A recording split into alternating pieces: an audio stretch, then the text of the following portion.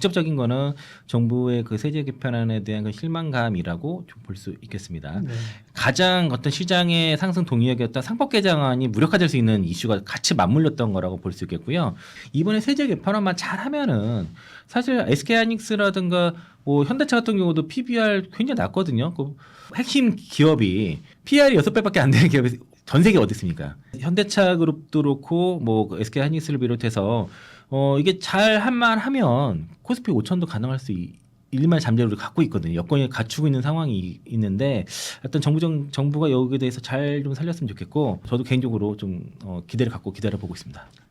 안녕하십니까. 예민수의 경제토크 시작합니다. 오늘은 이창환 IM증권 서울금융센터 영업이사 오셨습니다. 이사님 어서 오십시오. 네, 안녕하십니까. 주식시장이 잘 나가다가 뭐 급락을 했고요. 오늘은 좀 반등이 있었습니다만 뭐 미국하고의 무역 협상에 대한 우려, 뭐 고용 지표, 미국 이런 것도 있었습니다만 직접적인 것은 정부의 세제 개편에 따른 실망감인데요. 네. 거기에 대해서 시장이 이렇게 민감하게 반응하는 이유를 좀 설명해 주십시오. 네. 이제 지난주 금요일에 이제 뭐 세제 개편안이 이제 그 시장이 이제 반영이 됐는데 네. 물론 이제 관세 협상 결과라든가 뭐 그 금리 인하에 대한 기대가 뭐 이런 것들이 좀 금요일 당시에는 좀 하락을 했었기 때문에 네. 그 영향도 있었지만 직접적인 거는 정부의 그 세제 개편안에 대한 그 실망감이라고 좀 볼 수 있겠습니다. 네.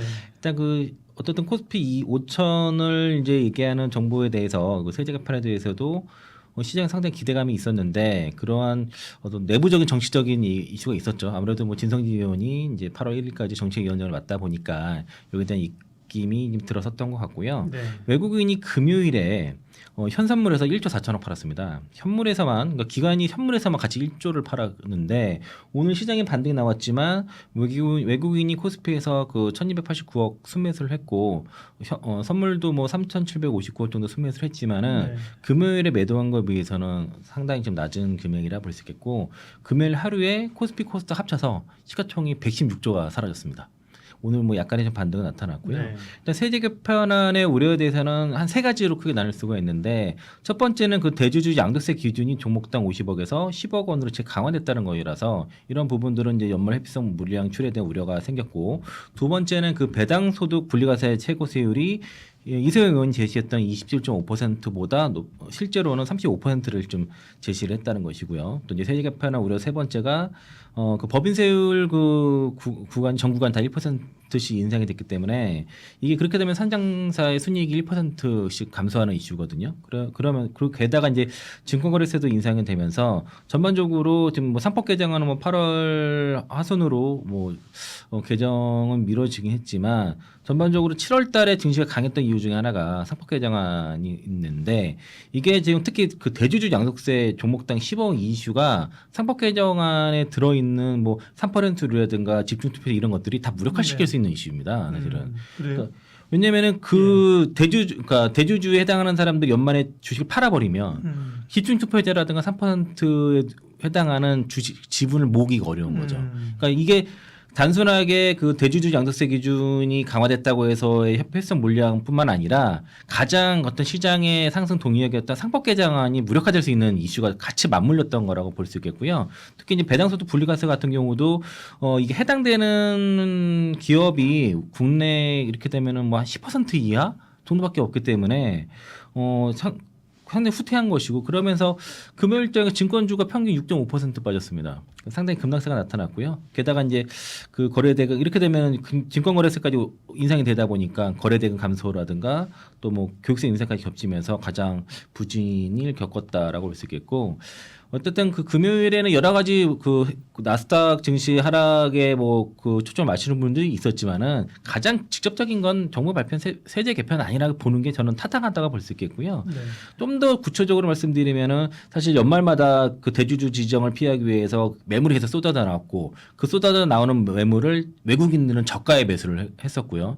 또 그리고 이제 1월 달이 되면은 개인들이 또 좀 비싸게 사는 그런 것들이 반복되면서 이런 것들이 코리아 디스카운트의 어떤 원인 중에 하나였는데 이거를 해소하겠다고 정부가 분명히 얘기를 했었고 그런데 지금의 그 대주주 양도세 그 기준 강화는 그런 정책을 오히려 반대로 또 이제 우려를 네. 심화시키는 정책을 내놓은 거라서 단순히 세금 문제를 넘어서 투자자들 하여금 연말 다시 수급 불안을 만드는 미리 걱정을 하게 만들어서 강력한 매도 유인을 하게 만들었고 그런 요소가 지금 그 시티증권이라든가 뭐 JP모건 외국계에서도 국내 시장에 대해서 어떤 정책 불확실성 이런 거에 대해서 지금 뭐 투자의 하향을 지금 얘기하고 있는 상황이고요. 그 배당소득세 같은 경우도 상당히 기대가 많았던 밸류업 요인 중에 하나였는데 상당히 실망스럽다는 거죠. 일단 최고 세율이 시장의 예상보다 높은 35% 책정되면서 배당 확대를 위해서 어떤 인센티브가 아닌 고액자산가들에 대한 페널티로 인식이 됐다는 것입니다. 그리고 이제 모든 종목에 해당되는 게 아니더라고요. 그게. 네, 그렇죠? 그게 두 가지인데 이게 해당되는 기업이 많지가 않아요. 그러니까요. 그래서 제가 아까 초반에 말씀드린 것처럼 뭐 10% 이하 정도의 기업밖에 해당이 안 돼서 상당히 찾기가 어렵습니다. 그러게요. 그래서 이제 뭐 우리 코너에서 말씀드린 현대차 같은 경우는 두 번째 안으로 그러니까 35%는 안 되지 그 배당 그 기준은 첫 번째는 안 되지만 두 번째 안에서는 해당이 되더라고요. 그래서 이제 이런 정부 정책의 일관성에 대해서 시장이 의심을 갖기 시작했던 거가 된 것이고 그리고 이제 그러면서 특히 금융주에 대한 배당 그 투매가 촉발이 됐는데 제가 한 4년 전에 제 자사주를 산 적이 있었어요. 네. IM 금융지수 예, 예. 그 자사주 이제 그 청약 모은다 그래서 했었는데 그 4년 넘게 들고 있었거든요. 근데 이제 세금 기준이 이제 4년 이상인 경우는 75%만 비과세가 되고 나머지는 이제 과세를 하는데 최근에 이제 배당 그 소득세 기대감 때문에 그 금융주가 많이 올랐는데 제가 보니까 4년 넘었길래 더 이상 뭐 갖고 있어봤자 세제 혜택도 없고 그래서 그걸 팔았어요. 그 이제 팔았는데 그날이 7월 25일인가 팔았거든요. 그날이 최고점이었습니다. 근데 그러니까 지금 근데 그러고 나서 얼마 전에 보니까 금융주도 빠진 폭이 상당히 깊더라고요. 그래서 이제 그러니까 정말 실망 매물이라는 게 정말 무섭다라고 볼 수 있겠고. 그리고 증권거래세라든가 법인세 인상 같은 경우도 증권거래세 뭐 0.2%로 다시 0.05% 인상을 한 거니까 인상을 하고 법인세율도 1% 모든 구간에서 다 하다 보니 투자자들이라든 기업들 모두 양쪽에다가 다 이제 어쨌든 뭐 약간의 그 부담을 가지고 된 것이고 결국에는 그런 거래 비용도 올라가고 뭐 순이익도 감소시켜서 뭐 주주들에게 돌아갈 몫이 줄어드는 결과다라 하는데 저는 근데 개인적으로 뭐 증권거래세는 크게 문제 안 된다고 생각합니다. 뭐 그 정도는 가능하다면 금투세도 처리했기 때문에 증권거래세 정도는 우리가 용인할 수 있을 것 같고 법인세 같은 경우도 뭐 그렇게 아주 뭐 이거 가지고 시장에 문제가 될 정도는 아니다라고 생각이 드는데 결국은 크게 그 대주주 양도세 기준 강화, 그 양도소득세 대주주 기준 강화랑 그리고 이제 그 배당소득세에 관한 실망감 이 두 가지가 가장 큰 원인이 됐었다라고 볼 수 있겠고요. 그러니까 이제 이번 세제 개편안이 일단은 뭐 정부에서 그 여당에서 어떤 수정을 하겠다고 얘기를 했지만은 단순히 시장에 미친 충격은 세금 부담의 증가만이 아니라 정부 정책에 대한 신뢰에 대한 의심 이런 그게 붕괴까지는 아닌 것 같은데 시장에 대한 의심 이런 게 있던 것이고 정부를 믿고 시장 참여자들이 밸류업이라는 그런 걸 하고선 시장 요즘 저금이 되게 많이 들었거든요. 네. 시장 그 증시 주변 자금이 200조 가까이 육박을 합니다. 여기에는 뭐 투자자 예탁금부터 해서 뭐 파산 상품 뭐 관련 투자에 쓰고 그리고 뭐 그 대차에 관련된 자금부터 해가지고 증시 지번 자금이 7월 14일 이후로는 190조 밑으로 떨어진 적이 없어요. 연초에 한 170조 정도 됐었는데. 근데 굉장히 지금 그 대기 자금이 많은 상태인데 이게 어쨌든 이런 정책적인 예측이 불가능한 정책 유턴으로 인해서 좀 매수가 좀 세가 좀 주춤하게 될 수밖에 없었다라고 그렇게 보고 있고요. CLS에서 같은 경우도 그래서 여기에 대한 평가를 했습니다. 정부 정책의 정부 세제 개편에 대한 실망감을 정말 그 시장 대비 실망스러운 수준으로 나타났다라고 얘기를 했고 앞서 말씀드렸던 요인들을 다 얘기를 하면서 어떤 그러니까 배당 소득 같은 경우도 좀 비과세 혜택 실패가 나왔고 교육세 인상이라든가 그래서 어떤 시장의 그 부정적인 정책들이 한 번에 쏟아졌다는 거죠. 그러니까 배당소득세 최고세율 예상보다 높고 그리고 대주주 양도세 기준 높이고 법인세 인상 등 포함해서 그래서 이제 일단은 이거는 이제 국회를 거치면서 이제 수정될 가능성은 상당히 높을 거라고 보고요. 아마 예전에 금투세 이슈를 봤어도 정부에서 뭐 수정을 할 거라고 보고 있습니다. 일단은 그동안 이제 이번 개편안이 대통령이 공언했던 증시 재평가 발행성과 다르게 갔다는 거. 요게 지금 투자자들의 입장에서는 상당히 혼란을 줬다라고 볼 수 있겠습니다. 그리고 생각이 다를 수는 있지만 진성준 의원이 얘기한 것은 좀 어폐가 있는 것 같아요. 그동안에 이제 대주주 양도세가 계속 옛날에 100억 원부터 줄어들었는데 그것 때문에 시장이 빠진 건 아니다 뭐 이렇게 얘기했는데 그런 인식 자체는 사실 그게 연말마다 고질적으로 영향을 줬던 게 사실이잖아요. 지금. 그러니까 뭐 네. 마침 그 주식시장 무너지지 않는다 하는데 네. 이것 때문에 무너지지는 않겠죠 당연히. 네, 네. 하지만 시장에 부정적 영향을 주고 쓸데없는 매물을 추리하게 만들고 복리 투자가 불가능하게 자꾸 만드는 이슈이기 때문에 그래서 내년 6월달에 지방선거가 있기 때문에 개인 투자자들의 반발을 무시할 수 없다라고 하는 게 이제 그 외국계 이제 CLS에서 보는 관점이고요. 그리고 이제 이제 지난번에 이제 그러니까 현재 그러니까 1,400만 투자자를 하지 않습니까? 근데 1,000만 원 이상 투자하는 투자자들이 1,400만 원 중에서 50% 이상이라고 합니다. 네. 그리고 그 5천만 원 이상만 해도 뭐 한 50만 명 이상 넘기 때문에 무시할 수 없다라고 생각이 들고요. 어쨌든 단기적으로는 실망감과 뚜렷한 모멘텀 부재로 인해서 시장이 전반적으로 부담이 되는 수준이다.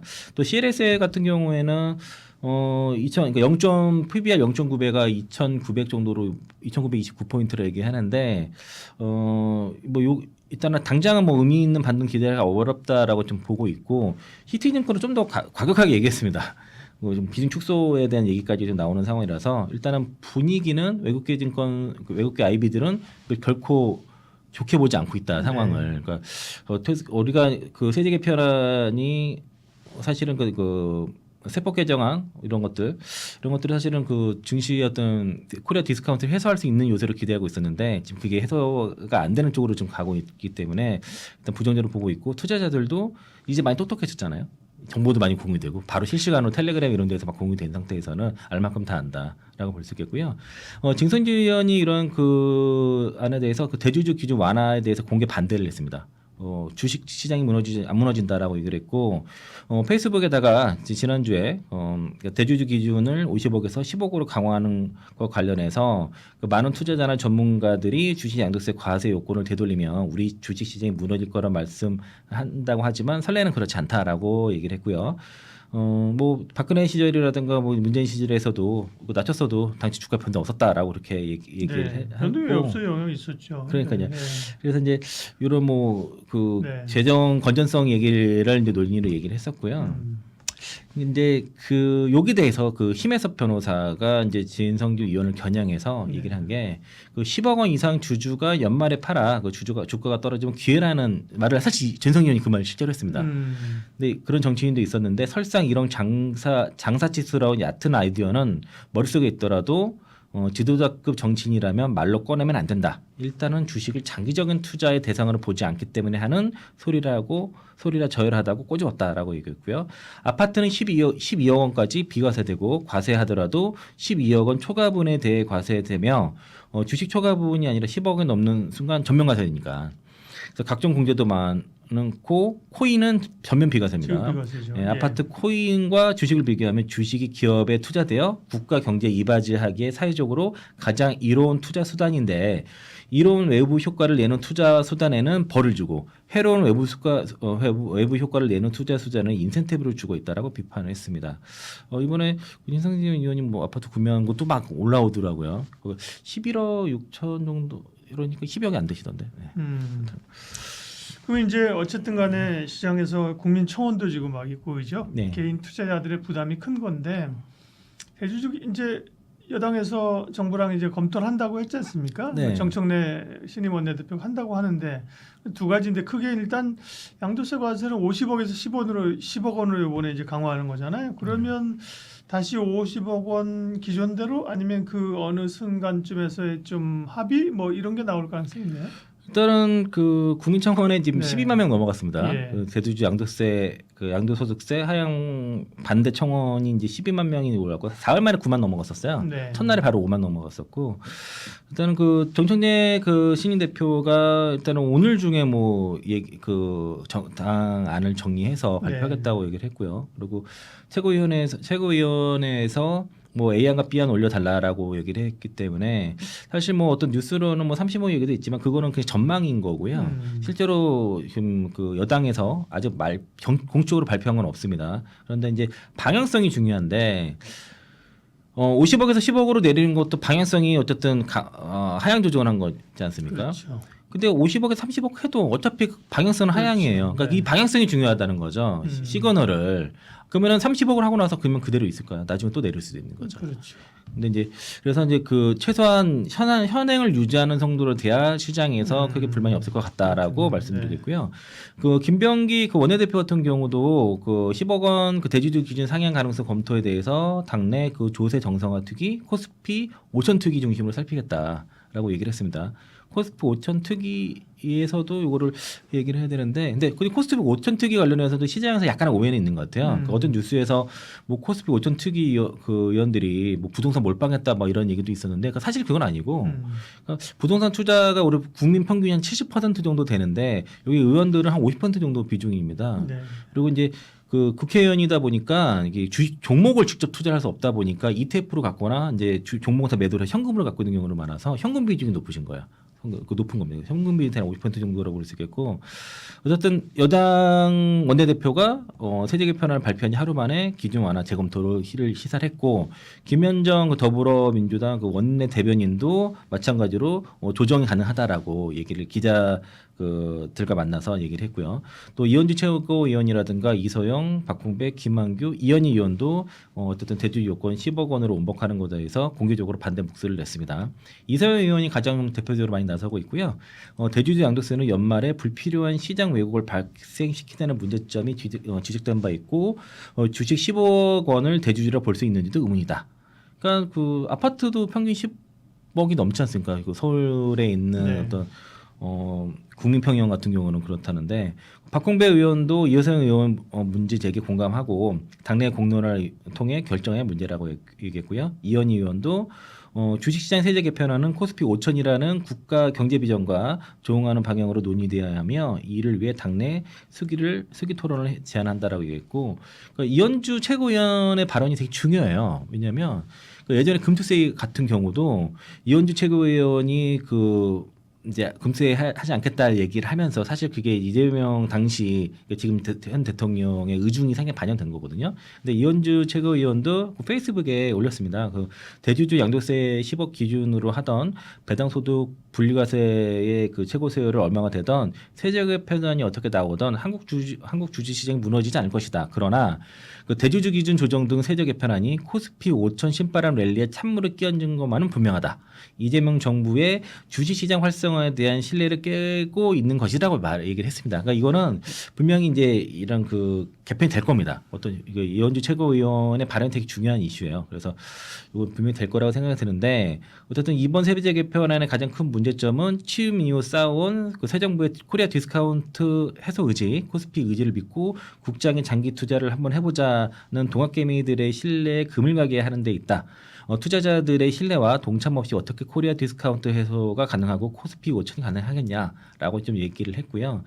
이것도 더 말씀드리면은 그 기획재정부 등 세제 개편을 만들어서 세수 효과가 어찌 될지를 계산하고 어느 계층의 국민들에게 소득에 얼마나 영향을 미칠지 등을 계산할 것이다.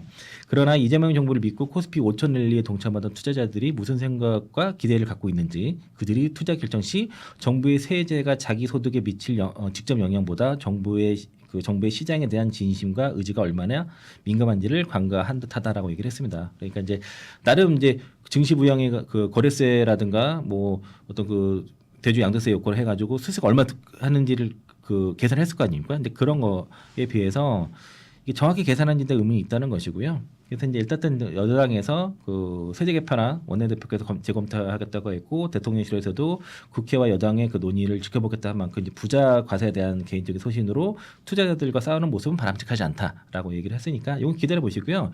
그리고 약간 시장의 또 오해가 뭐냐면은 대통령실에서 약간 그 바로 뭐 변경이 어렵다고 얘기를 했는데 순서가 있어요. 왜냐하면 어쨌든 당대표가 새로운 당대표가 오고 당에서 안을 줘야지 대통령실에서 그걸 검토를 하는 거지, 대통령실에서 먼저 이걸 얘기해보면 이거는 월권이 되고 그게 독재가 될 수 있기 때문에, 그러니까 순서가 당에서 먼저 안 올려서 대통령실에서 이제 검토하는 요 순서니까 요거는 이제 기다릴 필요가 있다라고 보고 있고요. 오늘이 이제 8월 4일이죠. 그러니까 이제 오늘 그 정청래 신임 대표가 안을 당의 입장을 얘기했다고 했으니까 요건 좀 기다려 보시면 좋을 것 같고요. 어쨌든 지금 민심이 이렇게 일어나는 만큼 또좀 반영되기를 좀 기대해 네. 보도록 하고요. 그래서 이제 일단은 빠른 시일 내 입장 정리해서 국민 여러분께 알려드리겠다고 얘기를 했고, 그리고 그 한정의 이제 정책위원장에게 오늘 중으로 A안 B안 작성해 보고해 달라라고 말했습니다. 그래서 그리고 그 의원들에게는 공개적인 입장 표명 자제해 달라라고 얘기해서 일단은 그래도 뭐 저는 그 50억에 30억 뭐 20억 이런 식의 조정안은 안 좋다. 그렇게 되면 이 시장에서는 네. 꼼수로 받아들이고 네, 안 좋다는 신뢰 회복이 거죠. 안 된다는 거죠. 네, 그래서 이거는 뭐 최소한 그냥 그 여론을 받아들여서 여론이 이러니까 그래서 기존 안을 좀 더 유지하는 정도로 가야 되지 않나라고. 오히려 사람들은 뭐 100억 다시 원래대로 100억 돌려야 된다 네, 뭐 이러고 있기 때문에 중간 안은 좀 시장에 다시 또 충격을 줄 수 있다라고 네, 좀 볼 수 그러네요. 있겠습니다. 그렇다고 이제 배당수 분리과세도 35면 높은데요, 당시보다. 이것도 사실은 다시 또 내리고 이런 건 논의가 좀 쉽지는 않으니까 네. 당장 일단 대주주 양도세 50억에서 10억 강화하겠다는 거를 50억으로만 돌려놔도 그죠. 네. 그게 일단 좀 시장의 심리를 회복시키는 가장 기본적인 단초가 되겠네요. 그렇죠. 이제 대기 매수가 상당히 다시 들어올 거고. 그러니까요. 저도 지금 그 현금이 있으신 분들은 일단 좀 대기를 하고 있는 상태라고요. 예. 그 배당소득 분리과세 쪽은 이제 그 다음은 좀 또 그 얘기를 해야겠죠. 왜냐하면 지금까지는 기대치에 너무 못 미쳤기 그렇죠. 때문에 예. 만약에 다시 좀 더 그 좀 혜택이 늘어나는 쪽으로 간다 그러면은 조정을 많이 받았던 금융지라나 이런 것도 다시 볼 수 있다고 볼 수 있겠고요. 이번에 세제 개편안만 잘하면은 사실 SK하이닉스라든가 뭐 현대차 같은 경우도 PBR 굉장히 낮거든요.